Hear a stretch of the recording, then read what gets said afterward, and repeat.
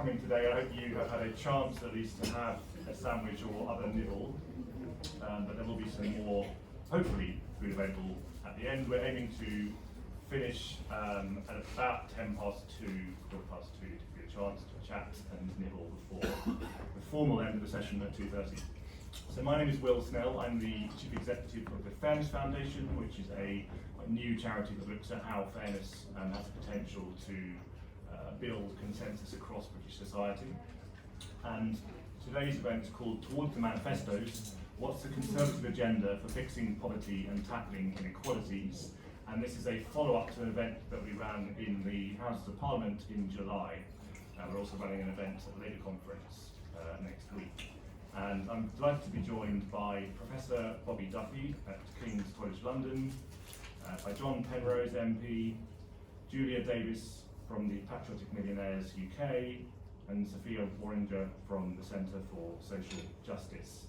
I'm going to ask each of them to speak in turn for about 10 minutes each. Bobby's got a bit longer with some slides, and then we'll have a Q&A, so plenty of time for Q&A, so please do think of any questions and we'll have time for a good discussion, I hope, very soon. So thank you, and over to you, Bobby.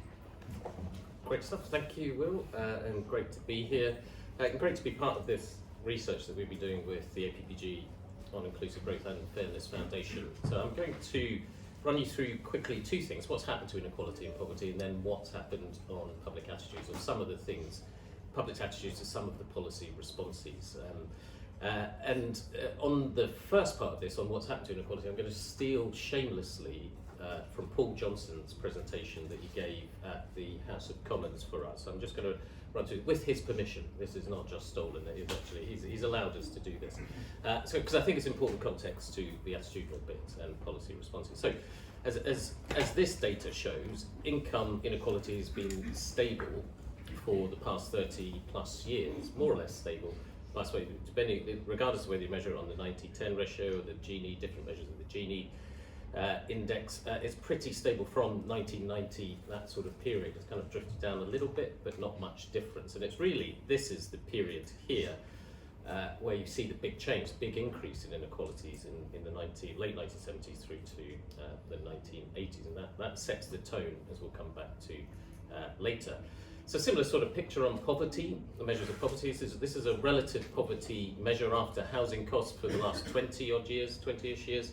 You can see again pretty flat on that, with one big exception where we did manage to improve pensioner poverty quite significantly in the early mid 2000s, but since then not much change. If you look at absolute poverty levels on a 2010-2011 basis, that has gone down more.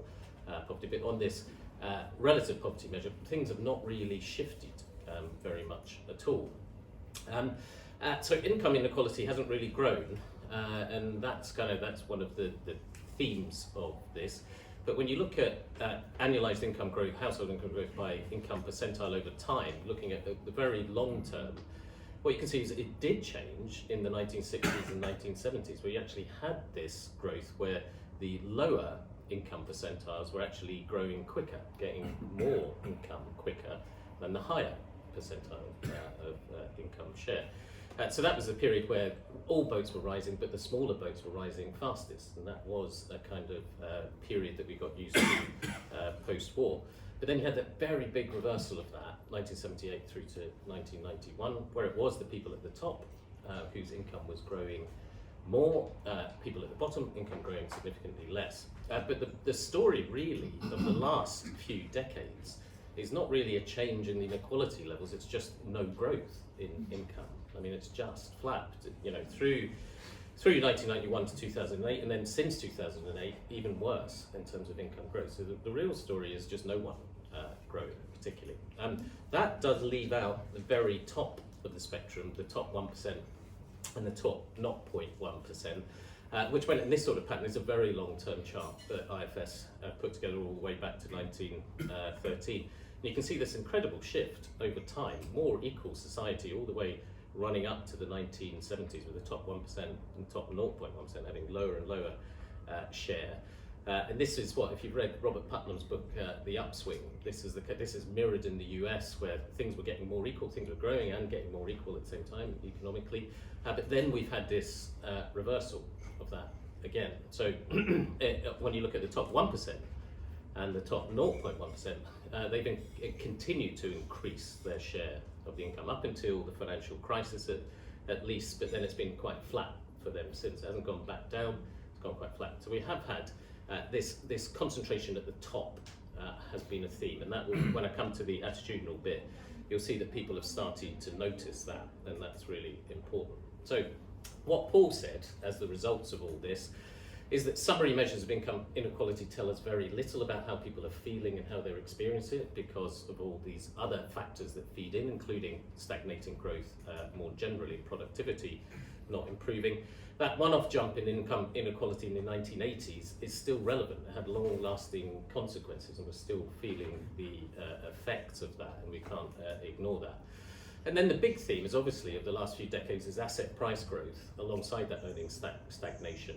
So the increase in the value of assets, housing, lots of other types of assets, pensions and stocks, all of those types of things, and policy have all favoured the old and asset rich over the young and the asset poor. So we have got an issue in terms of something very close to my heart, a new intergenerational divide, where the growing importance of housing, wealth and inheritance in terms of policy responses is just going to increase. That's kind of set now, because it's this cohort division, different cohorts experiencing very different things, and that's going to continue. That will be the story of the next couple of decades. What I haven't covered here, Paul does cover in the excellent IFS Deaton review of inequalities, covers much more, is that there's also wide inequalities in health and longevity. It's not just income that comes into that. And then increasingly important is education, increasing gaps between the high and poorly educated in incomes, but also employment, health, political attitudes and participation, all sorts of things. And that's one of the themes of the Deaton review of inequalities, is how intertwined these different aspects of inequality are, and it's also some of the themes that we see in the attitudinal bits that we talk about next. So on public opinion, I think the first thing to say is that people do see inequality as a problem in the UK. This is Fairness Foundation recent research with Ipsos asking whether they see it as an important problem for UK society. And 85%, nearly everyone in society thinks it is a problem, and interestingly as well, same for Conservative voters, 79% of Conservative voters agree with that too, that this is an important problem that we should be dealing with. But alongside that, you have to say it's also not top of mind for people. It's not one of the most salient issues that you can find. And the latest Ipsos Issues Index, when you ask what's the most important issue facing the country, top is now the economy. When the economy goes wrong, that swamps every other concern that people have. And then you've got inflation, prices, NHS, healthcare, immigration, and immigrants has gone up the list significantly in the last few months. And poverty and inequality is down here. It makes the top 10, 12% of people picking it out, but always a sort of second order, third order issue for people. Again, really important to say that a lot of those other issues have links to inequality. In terms of, so when you worry about the economy, you worry about inflation, prices, that is also linked to inequality in some ways. But if people are asking what's the most important thing we have to deal with, that is not going to be top of mind. And that's been the case. This goes back to 1999. The way that chart shows it, it kind of looks like more change than it really is. But that's the vast majority of times, it's somewhere between 5 and 15% of the public will pick out poverty and inequality as one of the top issues. It doesn't really change massively. We're down at kind of 12%. Now, there is an exception, I think. This is one of the really interesting findings from our research with the APPG, is the perception of power sitting with the very wealthy seems to be a big shift from 2018. So we asked, who do you think of these groups has the most power and influence over decisions or the course of events in the UK? And the APPG asked this back in 2018, and back in 2018, you had the very rich at 29%, but national governments ahead of them at 33%, which is what you would hope, really, that national governments are ahead of the very rich in terms of their power and influence. But then we asked it again this year in 2023, and this is the pattern that we get. Now, we've actually got 39% of people saying The very rich, for example, the top 1%, have the most power and influence over events in the UK. Only 24% for national governments. And this, for me as a pollster by background, that is quite a significant shift in opinion in a 5-year period. That to me is worth noting because it shows a turnaround in people's perspective on these types of things. People have noticed something here. And looking back, the APPG also asked in 2018 and then again in 2023, who do you think will have most power and influence by 2030? And back in 2018, people did actually think it was going in the direction of the very rich. So they thought more people thought it was going to be the very rich would have power by 2030. And now people are even more sure that's the case. But I think there is a little sense in this question of we're just ahead of schedule in something that people saw coming. And it is a worry that people think that is the case, that national governments are subservient to the very rich and wealthy. So the main focus of the report that we've done, and I think there's copies of it on your seats, so I won't go through it in detail. I can't go through it in detail because we looked at 37 policy responses across 7 different areas, and 7 different areas of policy intervention broken down into very specific types of policies that we could apply in those sorts of areas. But the main message, I think, from it, this is the overall, these are the 7 high-level rankings made up of 5 to 7 policies under each, that we were asking people, what do you think would have most impact? What's the best solution for this? And improving the tax system comes top.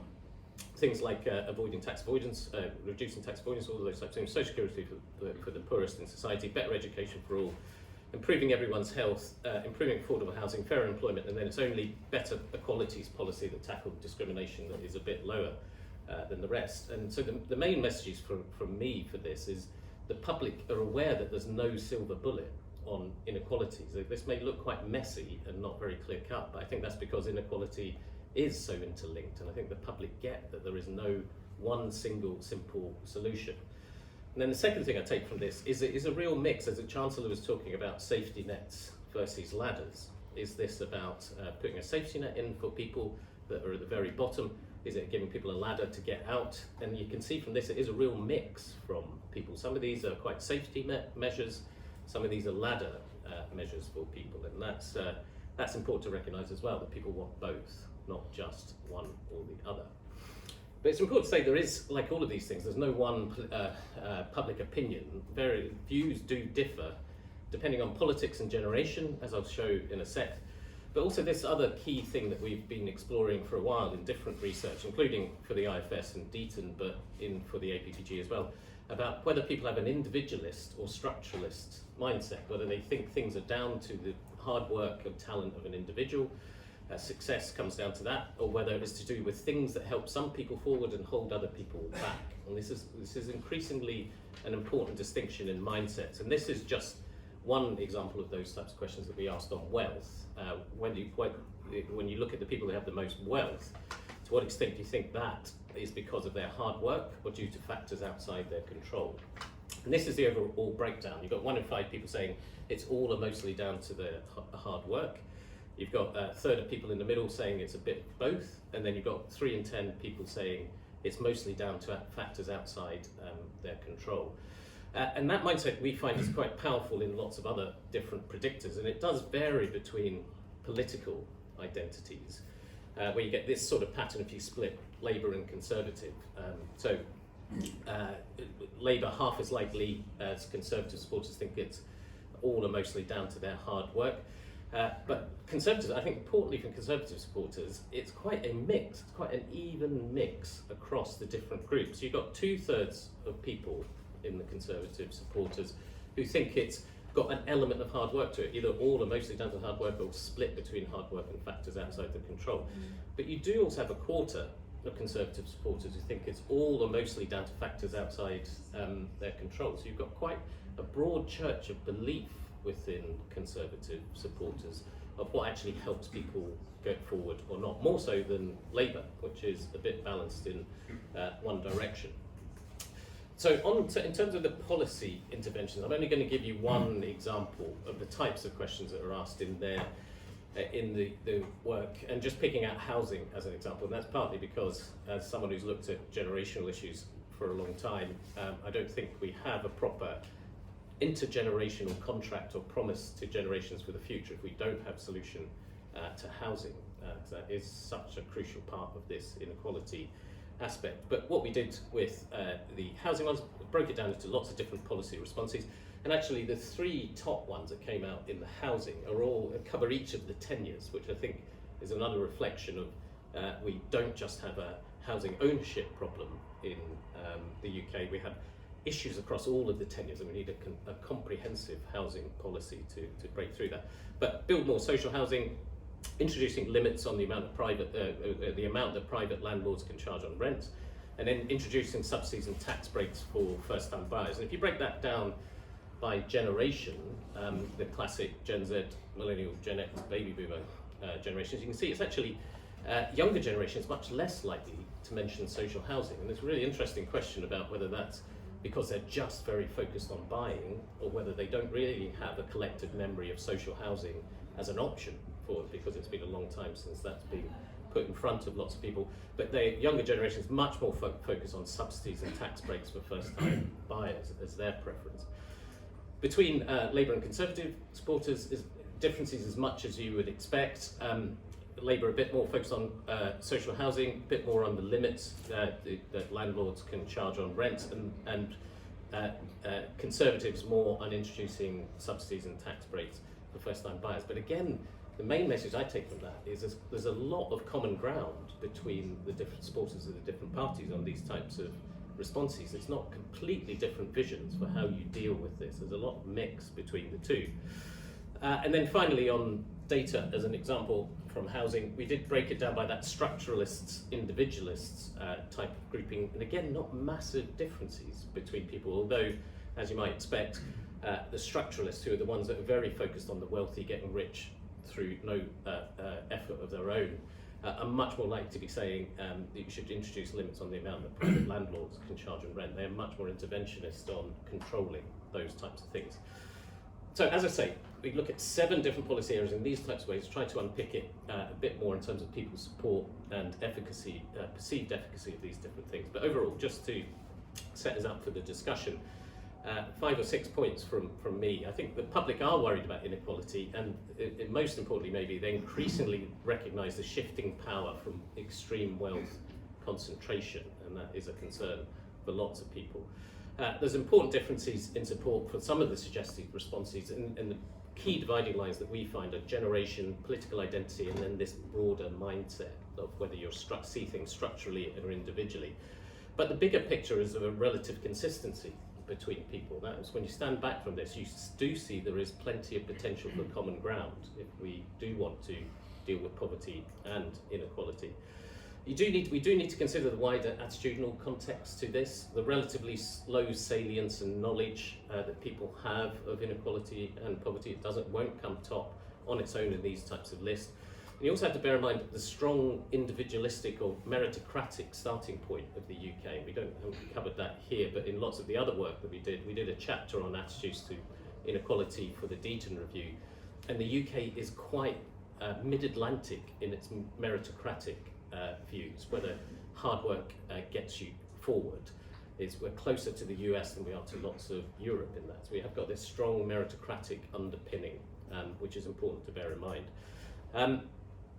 I think one thing that is really useful that came out of some of the discussions that we had in the House of Commons is that there's a lot of focus on benefit claimants and others that are supported in those types of ways. But as Peter Taylor Gooby, who's an academic at Kent, who's done a lot of work on welfare, points out, we should be really focusing on the majority who earn their poverty in his terms. So these are people in work but not earning enough in order to get by, and that's a really powerful phrase, I think, about the majority who earn their poverty is a focus for people, because that connects lots of different things.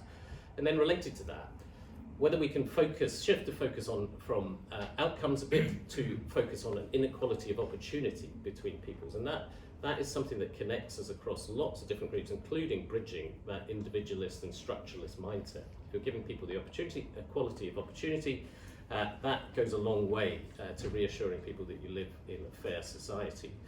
And then final point for me is just to say, in this, and obviously in this very short presentation, but even in the report that you've got, we focused on only a real small selection of solutions. We've got a whole programme of work with the APPG and the Fairness Foundation throughout this year, working up to another conference in the House of Commons next summer, and then back here for the party conferences to try to put more depth on this. But for now, that's all from me.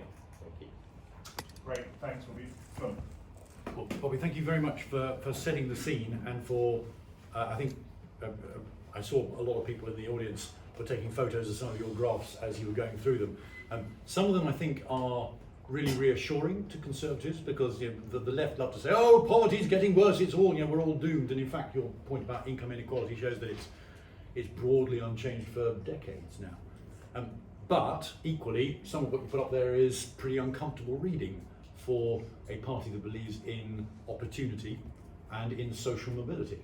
And our answer traditionally, I think, and I would argue in future, should still be that we want to create a society where it doesn't matter where you started from, you can get to where you want to get to, and we're going to equip you with both the opportunities and the skills and attitudes which will let you get there. And some of those graphs, I think, show that how much further we have got to go in order to achieve that kind of a society, even though I would argue as well, incidentally, that many of, for example, the education reforms that have happened over the last 10, 20 years and are still happening, viz. The lifelong learning announcements over the last year or 18 months, all of those are incredibly powerful and are working.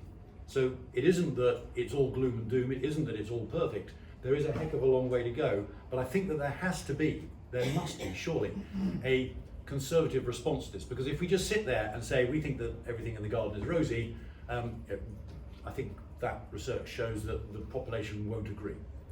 And I think we've also got a problem if we want to maintain a society which is basically a free, open, liberal, capitalist economy. We've got a legitimacy problem. If people don't think that the system is fundamentally fair and that we're being overtaken by oligarchs who've got all the power and are pushing us around, that's a really big issue for those of us who care about maintaining our proper open democracy and our capitalist system as well. So we need, if we don't do it as a party, then other people who don't understand it nearly as well, i.e. the Labour Party, will do it and act and get it wrong. So we have to act here. And I think that the answer probably, or at least I would suggest for the purpose of this discussion and debate, for us at least, is to say, look, we believe that you need to start focusing, or we need to focus more on the causes of the underlying causes which have created the graphs that Bobby's just put up, rather than just treating the symptoms. And the crucial thing there is, therefore, if you say it's causes and symptoms, that leads you to talk more about education, it leads you to talk more about housing supply to make sure that housing is more affordable for people to either rent or to buy. If you talk about making childcare more affordable so more people can get into the workforce after becoming parents or whatever it might be, then that is an enabling factor too. There's a whole list of treating those underlying causes rather than just trying to treat the symptoms. And the reason why that matters very much is that if you haven't got answers for those underlying causes, then you're only left with treating the symptoms, and treating the symptoms is a wonderfully, horrifyingly left-wing set of ideas about more redistribution, more benefits, more tax, more all the things that we didn't come to Manchester to discuss this week at all. So I think it's up to us to come up with that list of alternatives, because if we don't, then the only game in town is the one that just deals with sticking plasters on the wound rather than trying to prevent the wound happening in the first place. So in no particular order, but for people to sort of agree with, disagree with, have a good laugh about, whatever, I think there are some distinctively Conservative things that we can and should be considering. I've already mentioned education. We need to carry on doing what we're doing there. The schools are miles better, they need to carry on getting better. Lifelong learning, and it needs to continue improving as well. I've already mentioned housing. That's a question of housing supply. I would argue we need to build more houses in towns and city centres, building up not out to sort of 4 or 5 stories, but lots of it in order to increase the supply rather than concreting over the greenbelt. but that's the way to make housing affordable one way or another. Childcare, we've already increased the amount of money going to childcare. I would argue there's some structural problems with how our childcare industry works that makes it really, really expensive to start off with.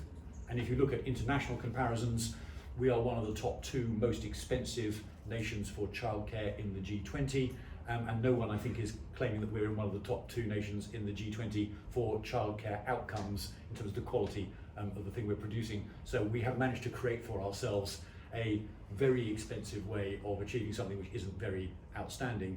I think we need to address that as well in order to make that more affordable for more parents.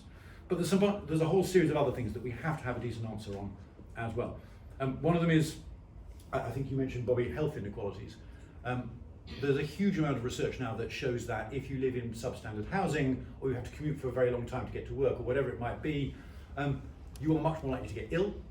And if you're much more likely to get ill, you're much more likely to have a less good career. And that means you're much more likely to be unable to get out of poverty, or you're much more likely to fall into poverty.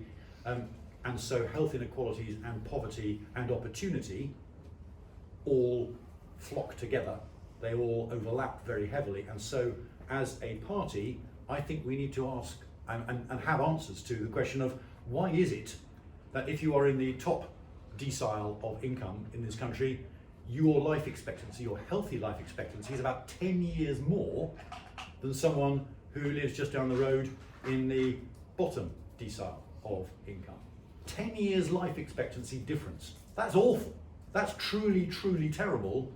And it's bad for our economy too. So it's morally bad, it's socially bad, it's economically bad. And if we care about it, about levelling up, and we do, then we have to have answers which address those things, those long-term causes of health inequalities, things to do with drug addiction, things to do with housing and so forth. And we're starting to address those, but I think we have a very, very long way to go further. Next one, and this is a real elephant in the room, is addiction. Addiction is something which no political party, with the possible exception of the Lib Dems who get it wrong on a regular basis and lose votes every time they try and address it. But addiction is one of those things which causes lives to collapse. It accentuates inequalities and accentuates poverty, and it makes it much, much harder to earn your way out of poverty, because if you're addicted, you can't hold down a proper job. And we've had the same rules in place for about 50 years, and addiction rates have risen inexorably pretty much every year for 50 years. I don't think that we should be the party that argues that you try and legalise drugs at all, incidentally, but I'm also certain that our current ways of controlling those dangerous chemicals are not working, and it is a major, major contributor to poverty and to inequality and to economic dead ends and people not being able to get out of poverty at all. So those are just some. The last one I'll leave you with is something where I think we can spike Labour's guns. Bobby mentioned quite a lot about concentrations of wealth. Our party does not believe in taxing wealth, and quite rightly so, and particularly because if you tax wealth, it tends to also hit unfairly on people like pensioners who have high asset values but not very much income, and therefore it penalises them unfairly. But we have slid as a party a very long way from the days of Nigel Lawson. Because Nigel Lawson said, right, we're not going to tax wealth, but we are going to tax all income, whether it is earned or unearned, i.e. the income from wealth, the same. And Nigel Lawson had those levels absolutely equal. It didn't matter how you got your money, didn't matter how you earned your, how your income arrived, it got taxed in the same way. We have now, with Labour and Conservative governments over 40 years, it must be, we now have a system where unearned income is systematically and almost universally taxed at a lower rate than earned income.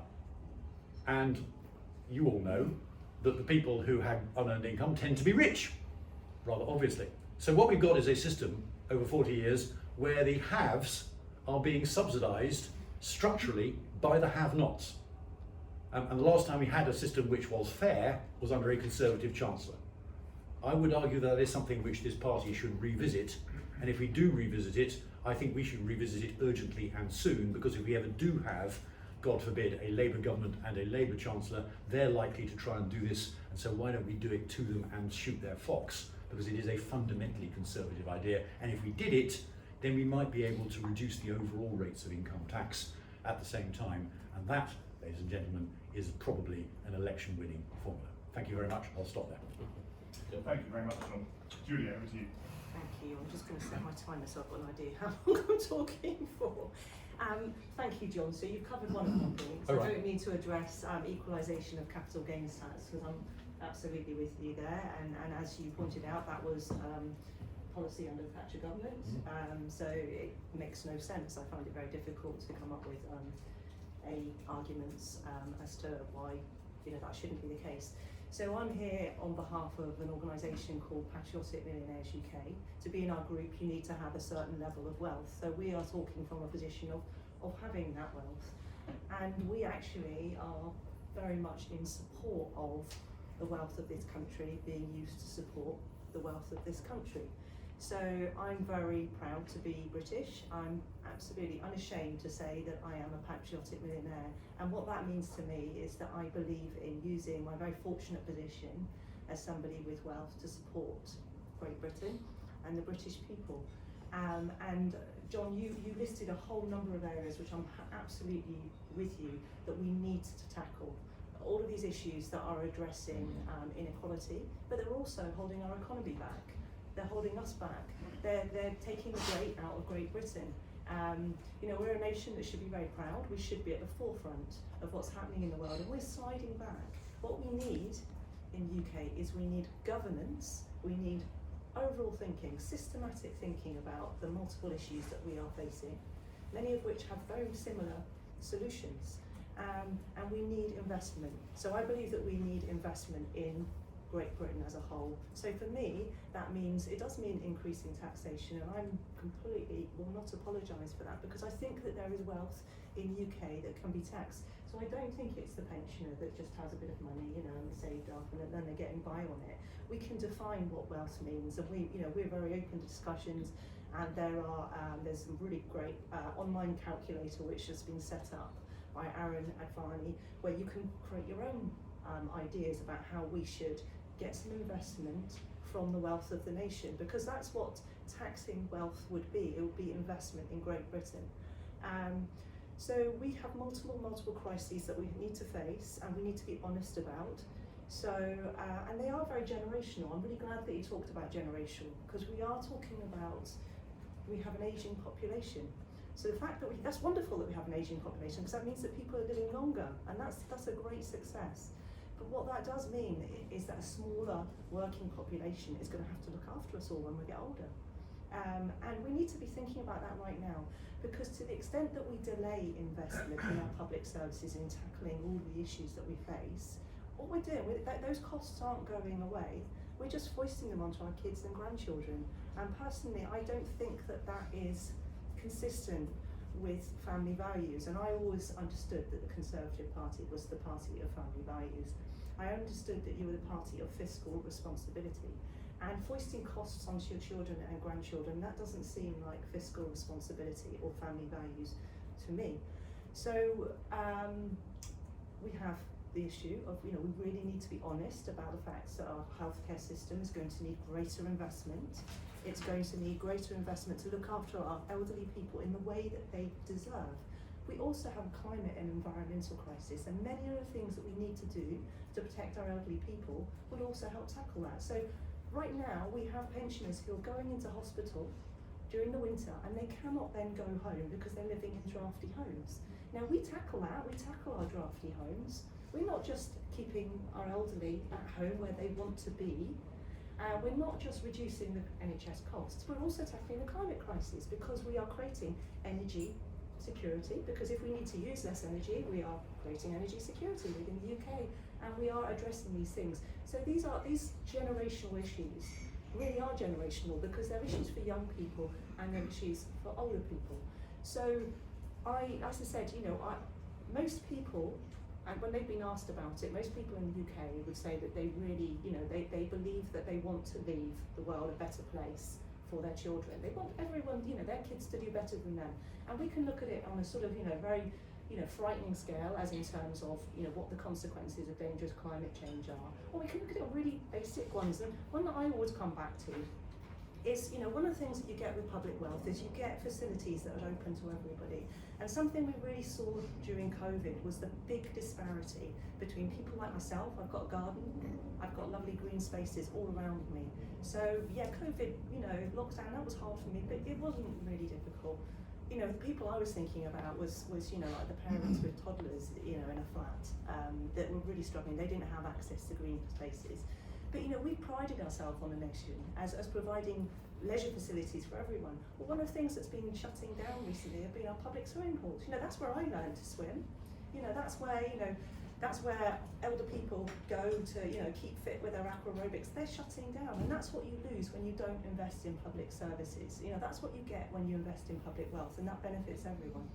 So there's been lots of polling which has looked at, to what extent people of the UK would support a wealth tax. And when so we just put a figure out there of taxing wealth above £10 million. That's not your struggling pensioners. And actually, 3/4 of the people of the UK, they support that. 77% of Conservative voters support that. There's considerable support also for your equalisation of capital gains tax, which I think is a no-brainer. But actually, the support for a wealth tax was higher than that. And what we're talking, when you start talking about tax as investment in Great Britain, in really looking after ourselves as a nation, and you start thinking about all of the things that we need to address right now, this is conservative thinking. This is fiscal responsibility. To stay ahead in the new economy that is coming. We can put our head in the sand if we want and keep looking to the industries of the past. But if we want to be at the forefront, as many of the nations which we are now falling behind are doing, we have got to recognise what's coming. We've got to invest. And these big structural changes require centralised thinking. And that's not communism. That is reality. These are the big issues. And so, whenever I think of these issues, I keep coming back to that this is conservative thinking. Investment in the future, investment in our businesses of the future, looking after our elderly, investing, in all of the things that you talked about. So yes, education, we've got wonderful, wonderful teachers in this country and we make great strides. We've also got crumbling schools. That's underinvestment at a time when we knew that these issues were coming. We knew that our schools were going to fall down. We didn't invest in them. And we're now back in a situation where children who were unable to go into school during crucial years, now potentially not able to go in again. First because of COVID, now because whole parts of their school are no longer safe. In a country with as much wealth as the UK, that's a bit shameful, to be honest. There's no need for this. So I would say that it's difficult. I know that the Conservative Party have this low tax mantra, but surely it's got a pro-business mantra as well. The Conservative Party is always the party of small, medium-sized family businesses. Small, medium-sized family businesses need to be able to compete on a global stage. They need that investment in our education system. They need healthy workers. One of our problems now is we have a lot of people that are suffering the impact of long-term health problems, and they cannot access the health care that they need. There are many people now that are struggling to work because they've got caring responsibilities. They have it both ends. They can't get affordable health care, they then can't get health care, the support that they need for their parents. They're squashed at both sides. Helping people with this, helping people be able to stay in work, helping those people that are helping themselves with small, with their businesses, that is conservative. Those are conservative values. And taking investment from the wealthiest in society, it just makes common sense. So the Conservative Party it's always been the party of moderation. We have extremism now. We have extreme wealth inequality. So just one example, we said that people are concerned about the wealthiest in society, these people with extreme wealth having more control with governments. Well, that's not an irrational thought that they have there. So I think it's 2010 we had 29 billionaires in the UK. We now have 179. The billionaire figure just gets thrown out there. It's a huge figure. That's just completely different scale to somebody that has worked hard and has their house and maybe has a decent pension fund. So this is where we can get investment from, and it shouldn't be something that the Conservative Party are shy at looking at. And I absolutely love your idea about the Conservative Party, you know, taking it out there, you know, showing that actually, no, we are the party of the future. We understand what's needed. We've always been a party of investment. We've always been a party of business and forward thinking. And yeah, you know, we're going to do this. Great, thank you, Julia. Sophia. Thank you. I wonder if it's a bit presumptuous to disagree with something that my former university, King's College London, has said in your book, which you'll find a stat that says that less than half of Gen Z think that the gap between the rich and the poor should be closed. And I had a very rude awakening this week when I found that I am, in fact, a member of the Gen Z generation, although by the skin of my teeth, I must say. So as a kind of member of that generation, I guess I would say I do think that that is maybe a symptom more about what they feel like can be achieved rather than what they feel like should be achieved, because I do think that there is a broad support for reducing the inequality gap and not just pulling the top down but bringing the bottom up and tackling some of those root causes of disadvantage. I loved what John said about the need to tackle the causes and not just the symptoms. And the Centre for Social Justice, where I work, that's what we do. We look at the root causes of poverty and disadvantage across the nation and come up with kind of practical solutions about how that can be tackled for the long term. And we do think actually that the public is behind that. We've done a recent poll that said 3/4 of the public say that the next Prime Minister should make tackling poverty and disadvantage a priority. Obviously that's very much entwined with cost of living, the economy coming top of the scale when people were asked about the biggest challenges. But I think it is something that a lot of people have support for, which is exciting. Julia mentioned, and very aptly so, the inequality of experience that people had through the COVID lockdown, and talking about those who had a garden. I didn't, but that was a very different experience from your mum who maybe had 3 kids in a 19-story flat and was living in one room, a bedroom with her 3 small children. So that's something that we at the CSJ have been really passionate about, and we do think that something that the country is still feeling the scars of is that lockdown, those particularly at the most disadvantaged end, and we want to kind of tackle some of those long scars. And that's what I've been working on. We're calling our Social Justice Commission, and as part of that I've had the privilege of travelling up and down the country, talking to lots of the most disadvantaged communities, the left behind, and people who basically feel like Westminster doesn't care about them, or doesn't work for them, or doesn't even think about them. And some of the things that we have found have been very heart-wrenching. Some of you will have been aware of the ghost children. That's 125,000 children who are more out of school than they are in school. And the most worrying thing is that people don't actually know where they are. They could be at homeschool, they could be at home, but not being in education. They could have gone off-rolled into an alternative provision. We don't know where they are. How are we going to be building a future of prosperity if we've got a whole generation of children that have basically disappeared? So that's something that is crucial to understanding the kind of long-term impacts of COVID, that severance between the compulsory nature of school attendance, which we feel like has happened. We also have 2.8 million people off work sick, some of which have kind of completely stopped looking for work and will not look for work again. They feel like that's over for them. How can we have an economy that is growing and rising wages if we have this growing number of people, a lot of with mental health conditions, which we know is hugely wrapped up with other forms of inequality, not kind of seeing the workforce as a place that they can be, or seeing as a place that could be somewhere they could be in the future. Something that I found particularly startling is we have 1/4 of those who are between the ages of 17 and 19 have a mental health problem, and that is probably only going to grow. And what future are we setting up our young people for if they are coming into adulthood with the burdens of that condition, and often the impact that has on their aspiration, what they feel like they can do in their own strength, and something they feel like aspiration should be moving towards. We know, for example, 700% increase to domestic abuse calls during lockdown. These are just some of the other scars. Nearly 5,000 drug deaths per year, and that number is going up every year. So these are some of the things we found in our research going across the country, really asking. Westminster may have moved on from the impact of lockdown, but we realise that your lives have not. And how can we be talking about raising their standards and raising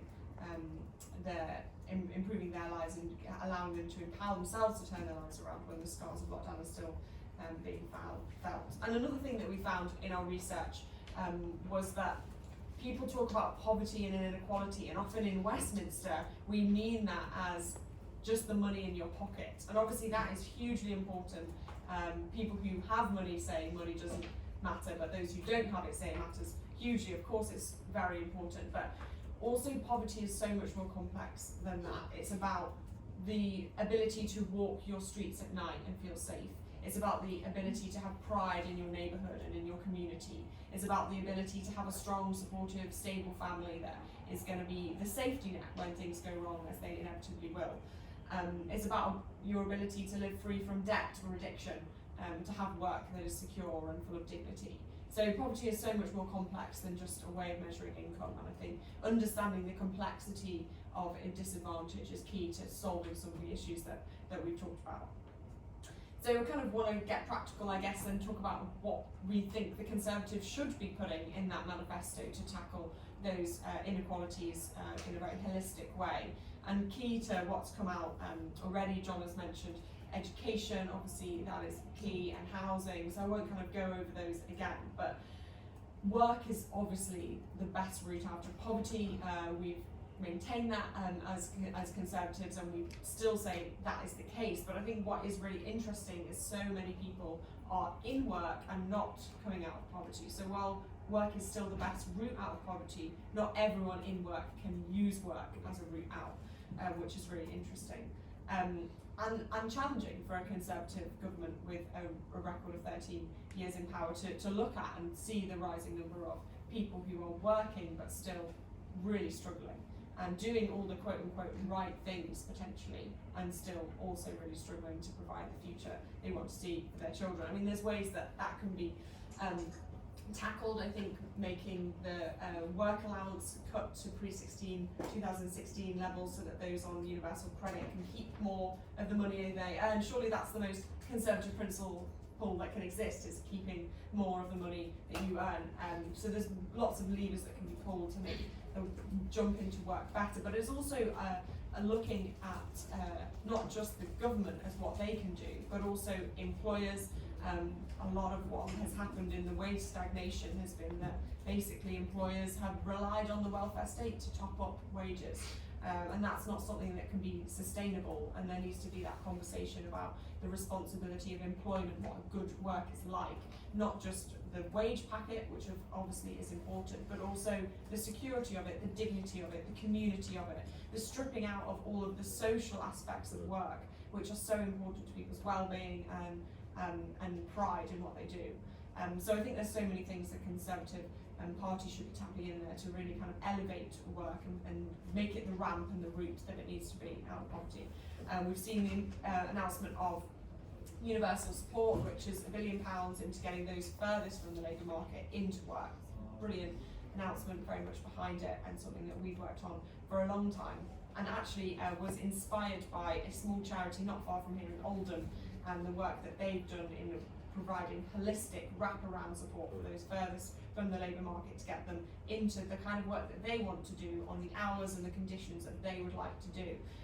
So it's very much kind of using what's already working on the ground and scaling it up, and that should just be rolled out at pace, and no dilly-dallying there. But I think what is really interesting that's come out in our research on inequality around the country is talking to people about what matters to them most, and time again, as probably would be if I spoke to you, what matters to them most is their family. And I think what is really important for a Conservative government when tackling inequality is realising how central the family is to so many of the drivers that we see. We've talked about wanting solutions, not sticking plaster politics, and I do think that people's experience in their early years, the experience of a stable parent experience is so central to creating the outcomes that we want to see and providing the opportunities for people to have that secure attachment. And I do think John's point about childcare is so key, that there are so many structural issues in our childcare system, and I think actually one of the best ways to tackle that is to give parents the choice of how they spend the money that the government's going to give them, not funneling them in only into one type of childcare, which is potentially not what works for them. A lot of parents would prefer to pay a family member or a childminder or even themselves to stay and look after their kids, even if it's for a small amount of time. And I think there needs to be more flexibility around the childcare system, and to get that kind of parity of choice for parents, which again should be a central Conservative value. And then just two kind of other practical things that I think the Conservatives should be putting at the heart of their agenda to tackle poverty. One of the things we've been looking at as we've travelled the country is just the lawlessness in some communities that still exists. People feel like the rule of law doesn't apply to them, they feel like the police have retreated, they feel like they are terrified for what their children are being sucked into as they kind of walk around their neighbourhood. And there's lots of ways that we think that can be really tackled at its root cause. We've seen this last week the horrendous consequences of gang-based violence and the prevalence of knives carried by young people over the streets, and there's ways that have been proven again to work. Reducing serious violence units that have been pioneered in Glasgow and Cincinnati. You know, there's things that work that just need to be kind of rolled out and brought together. It's not about going back to the drawing board and thinking what on earth could happen here and how we could tackle this. We know what works. It should be about rolling it out. And also kind of getting ahead of the issue and using what we believe is a very powerful tool of sport to divert young people away from crime and giving them that kind of safe space to experience the sense of belonging, competition, the experience of losing, which is so central to development. And then finally, I guess, a gauntlet thrown down to the Labour Party, building on John's point about addiction, which I think is so central. There's so many lives that are blighted by this serious issue of addiction, whether that be to drugs or alcohol or another substance. And I think what's really is sad, I think, in some ways, is to see Scotland this week bringing out the supervised drug units, and whether we can debate the implementation of that or not. But if that is our best answer to something like addiction, is to say, you do what we know is a very serious thing that will harm your mental health and your physical health, and we will just try and make it slightly better.